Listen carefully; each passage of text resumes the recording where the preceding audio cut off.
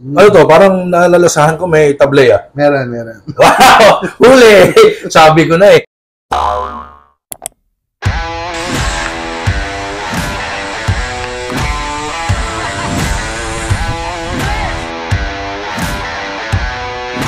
Are you ready?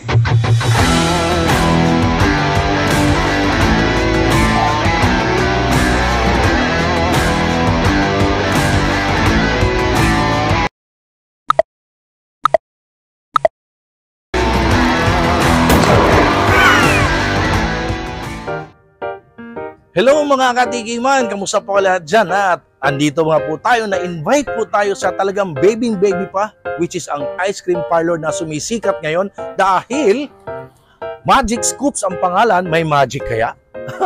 Pang-international na lasa, pero dito sa ating galing, sa lokal. Kumbaga, let's support local. Dito sa Pilipinas manggagaling, dito gawa sa Pilipinas, pero pang-export yung quality, pang-export yung lasa. Abangan nyo yan sa ating Tikiman Time, and of course, makapanayam natin yung may-ari dahil na-invite nga po tayo. Abangan nyo yan sa ating Tikiman Time at kausapin natin yung may-ari, konting background, paano sila nagsimula. Guys, pasukin natin ang Magic Scoops. At ito yung kanilang mga prices na talagang very affordable, high quality, export yung lasa, itong Magic Scoops na ice cream dito sa Quezon City.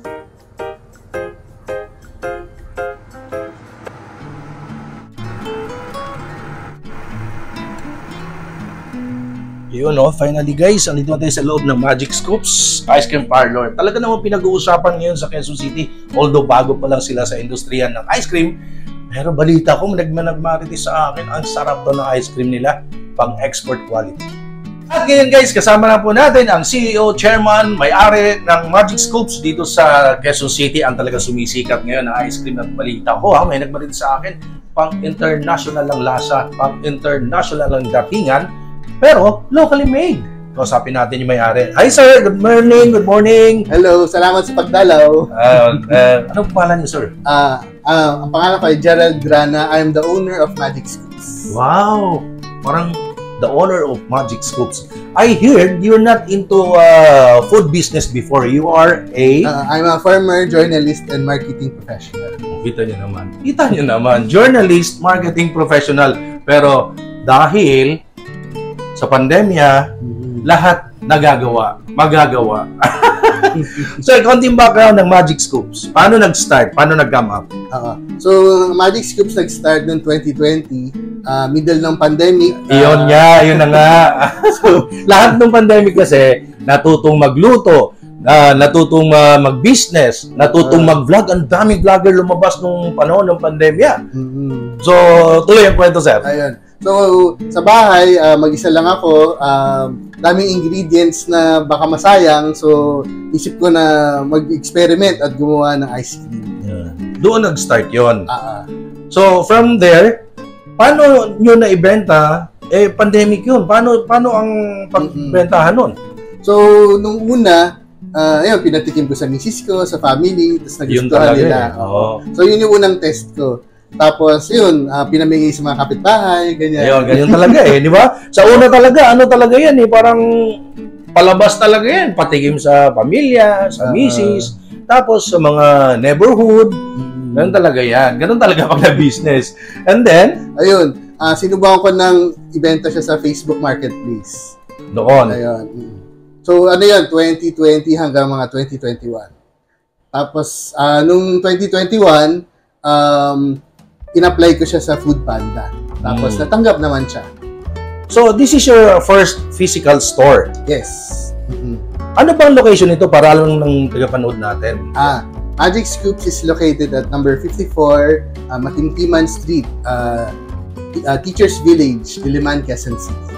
Ayun. Meron ba kayong Facebook page, Instagram? Kasi sa era ngayon, nandun na yung kasama na yan sa pag nagbi-business ka, dapat may ganun. Meron ba kayong ganun, sir?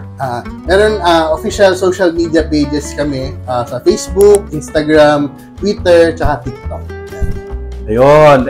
Ito naman invite nyo sila, yung mga tagapanood natin na tikman ang Magic Scoops. Kumbaga, kasi ang daming ice cream, no? Anong pinagkaiba na nilabas nyo, bagong labas, itong Magic Scoops, anong pinagkaiba sa lahat ng ice cream? So, bali yung Magic Scoops, inaral ko muna siya, paano siya gawin, syempre. And then, kahit konti, naghanap ako ng mga little things para maiba yung lasa niya. Kung kaya ko pa siyang masarapan, ginawan ko ng paraan, ganyan. So, masyado siyang technical pero kumbaga, sinigurado ko na kahit paano, kahit 0.25%, mas malinamnam, ganun ginawa ko. Ayun. Gaano na ba katagal itong physical store mo dito sa Quezon City, sir? Nagsimula, mga 1 month pa lang kami dito. 1 month pa lang. Yun ang gusto kong puntahan. Yun ang gusto kong akayin o talagang dadalhin pataas. Kasi nagsisimula pa lang. Kumbaga, let's support locals, lalo sa panahon ngayon. Dapat sarili muna natin, dito muna sa bansa natin bago ang ibang bansa, ibang lahi. Tulungan natin ang kababayan nating nagnegosyo katulad nitong Magic Scoops, no? Magwa 1 month pa lang, tama po? Ayun. So, baby pa sila. Kaya guys, let's support Magic Scoops. And of course, sir, kayo mismo ang gumagawa ng ice cream nito? Wow. Ako mismo yung nagtimpla at ako mismo yung... Parang ano ka na ngayon? Hindi ka na journalist. Chemist ka na. Medyo. Pero ang masarap na pag ice cream maker ka, ang masarap sa pagiging chemist mo, nakakain mo yung ginagawa mo. So, kailangan lang syempre, kahit papaano, meticuloso ka doon sa ilan yung mismong mga ml ng mga ingredients. Mixing lang yan. Mixing, mekos. Yung sabi ng kaibigan natin yan na sumisikat. Ayan. So, dito nyo mismo ginagawa? May home kitchen ako. Doon most ng mga ice cream doon ginagawa and then dinadala dito. Pero pag biglaan kailangan dito gawin, pwede naman din dito. So, guys, abangan nyo yan. Pwede ba natin makita mamaya yung paggawa mo? Pwede. Pwede ba natin tikman? Siyempre naman. Abangan nyo sa ating Tikiman Time ang talaga namang bagong-bago. Pero, pinag-uusapan ngayon ng Magic Scoops Ice Cream dito sa Quezon City. Abangan nyo yan guys, ang ating Tikiman Time.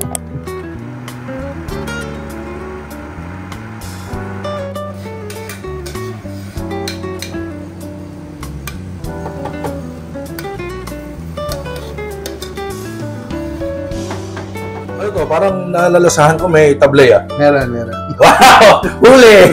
Sabi ko na At eto na nga ang pinakaintay ng lahat ng ating Tikiman Time. Thank you, Sir Gerald. Ano ba tong flavors ang ipapatikim mo sa akin? Ito muna. Mango. This is the mango. Ayan, Yan. And this one is? Chocolate. Ayun. Chocolate po yan, Baka maligaw kayo. At ito ay... Ube makapuno. Naku, sino mahilig sa ice cream dyan? Sir, ilang flavors pa ang kaya niyong gawin? Nag-start yung Magic Scoops nung una na mga 10 flavors lang. Pero right now, we have 24 flavors. Ano yung mga best seller po ninyo? So, yun. We have cookies and cream, chocolate, mango, ganyan. So, meron naman tinatawag na kumbaga bankable para sa akin na flavors. Usually, yun yung mga classic na hinahanap palagi. And then, every so often, nag-introduce ako ng mga international flavors.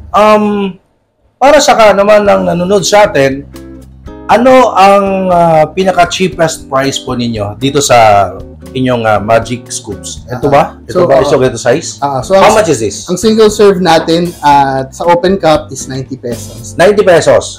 But of course, puno. Yes. Puno siya. And then, meron din iba na, lalo na yung may mga additional ingredients, 100. So, konti lang naman tinaas. Ano yung additional ingredients? Depende sa flavor. So, for na 10. Not bad. Merong flavors na technical na maraming ingredients. Yung mga... so, yun yung medyo mas mahal ng konti. Pero the rest naman, hanggat kaya kong i-maintain yung 90, bine-maintain ko siya. The highest price, how much? Sa scoop, 100. 100. So, yun lang. Ayun ganito. Pint. Yung pint, 16 ounces yan. Ang niya, between 350 to 500 yung niya. Ganito. Yun. So, depende sa inyong budget. Pag mataba inyong budget, pwede yan. Pag manipis ang budget, to satisfy your cravings para matikman yung Magic Scoops ice cream. Pero bago kayo, ako muna. Tikman ko muna itong excited na ako. Nagme-melt na chocolate flavor. Tikiman Time.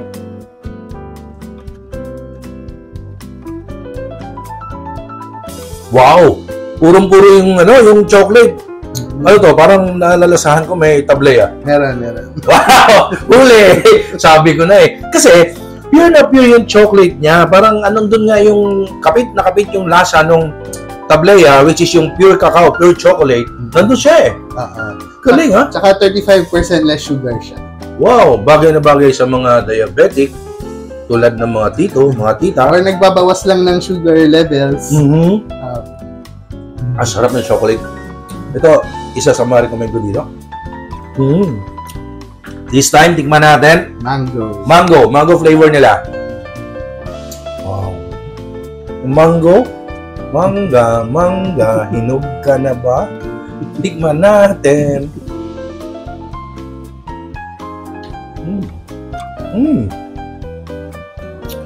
Ang dami ko natikmang ice cream. Pero not like this one. Parang nangibabaw yung flavor niya. Purong-puro siya. Why? As much as possible, ayaw kong gumamit ng powder. So, totoong mangga yan. Totoong mangga? Wow! So, lahat ng ingredients dito, totoo, hindi powdered. Yun, ang pinaka-the best. Kumbaga, ina-aim nyo, customer satisfaction. Medyo kalidad na quality din. Sarap. So refreshing. This time, tikman natin itong ube makapuno. Ube makapuno. Punong-puno kaya ng ube. Oh, ayan Look at that.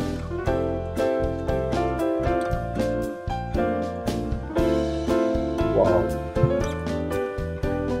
Ang daming makapuno. Tsaka yung ube parang buo-buo pa siya. Totoo. So, ilang flavors po ang nandito sa physical store mo everyday? Okay. So, sa physical store ngayon, we have around 10 flavors. So, sa scoop size, this one? Merong ube makapuno, Rocky Road, coffee, salted caramel, strawberry, tsaka mango. Ngayon, sa sa 8-ounce size, meron naman ako Choco Chip Swirl, chocolate, cookies and cream, tsaka triple nuts. Ang dami lahat yan available? Yes, available. Sipag niyo gumawa ng ice cream. Magkano yung ganito size? Yan, 180. So, doble size. Doble size siya.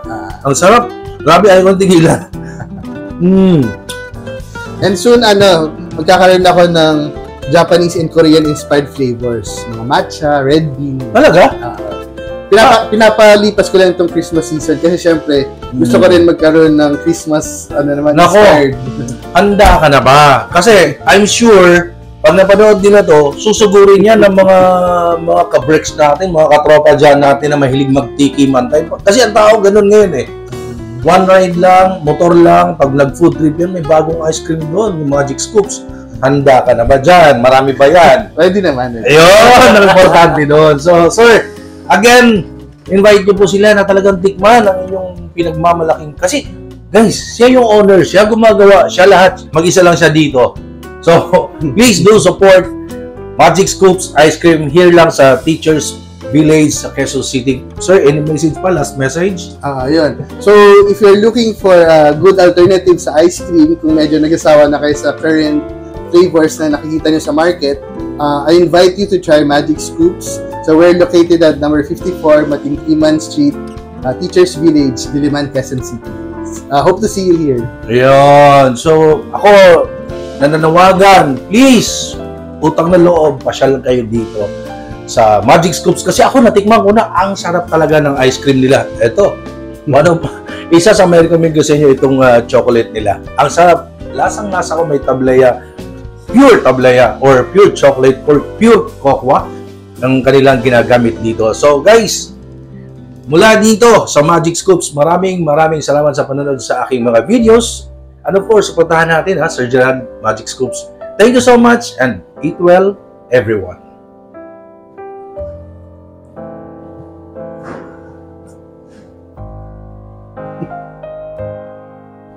Natunaw na eh. Pag natunaw na siya, milkshake na siya. Milkshake na. Tayo sa loob ng Magic Scoops Ice Cream.